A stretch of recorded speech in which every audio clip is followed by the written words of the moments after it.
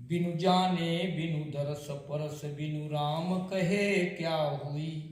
अगली लाइन कहते हैं, बिना जाने, कुछ भगवान की महिमा जाने बगैर, महिमा जानोगे तभी उसमें रुचि होगी। ठीक बात। और रुचि होगी तभी उसका कुछ फल मिलेगा। रुचि है ही नहीं है, जैसे टेप में राम राम राम राम कोई कह रहा है वैसे ही कह रहे हो, अभ्यास बस कह रहे हो, और मन तो कहीं और है। साची प्रीति विषय माया संग हरि भगतन को फांसी, कह कबीर एक राम भजे बिनु बांधे जमपुर जासी। सच्चा प्रेम तो विषय और माया से है, वो हरिभक्तों के लिए फांसी है। एक, बिनु जाने बिनु दरस परस बिनु राम कहे क्या हुई।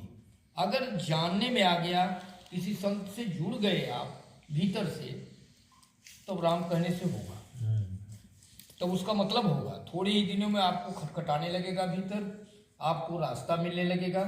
आगे और बढ़ना चाहते हो तो समय देना पड़ेगा, तो आगे का भी रास्ता मिलेगा। आधी दूरी तक का कोर्स भगवत पथ में घर में ही संपन्न होता है। अच्छा, आधी दूरी के बाद का रास्ता ये आपको भगवान कुछ तो आधी के बाद भी घर में पूरा हो जाता है किसी किसी का, लेकिन सबका आधी दूरी तक का कोर्स घर में होता है। देवी देवता सत्य हैं, आधी दूरी अंत। आधी दूरी तक इन देवी देवताओं से टक्कर खाते खाते कई जन्मों के प्रयास से, क्योंकि अभ्यास तो है, और आगे सदगुरु एक है काटत बाधा तक। आगे का रास्ता सदगुरुओं के पास में था, सदैव से है। जितना ही आप मूर्ति पूजा या देवी देवताओं की पूजा में समय बिताए हो अब तक, आगे का रास्ता अगर मिला तो उतनी ही कठिनाई आपको उसमें मिलेगी। ज़्यादा आपको संघर्ष करना पड़ेगा। और शुरू से ही मान लो आप साधु की संगत है, पूर्व जन्मों में भी कभी रही है, तो पेट्रोल आपके पास में है।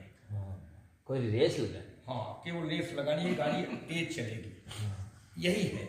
इस रास्ते में पिछला पुण्य 1/3 अगर है, और 1/3 अपना पूरा पुरुषार्थ, और 1/3 सदगुरु की दया, ये तीनों जब इकट्ठा होती है तो कोई परम गति प्राप्त करता है। और पिछला पुण्य बहुत जरूरी। 1/3 का मतलब आप कई जन्मों का कुछ न कुछ आपका हो विकार साधु संगत का, और नहीं तो विश्वास नहीं हो पाता। और एक बात, दूसरी बात ये कि हर कोई सुख प्राप्त करने के लिए कोई काम करता है। जैसे ये जेसीबी चला रहे हैं, मान लो घानी लगाएंगे या और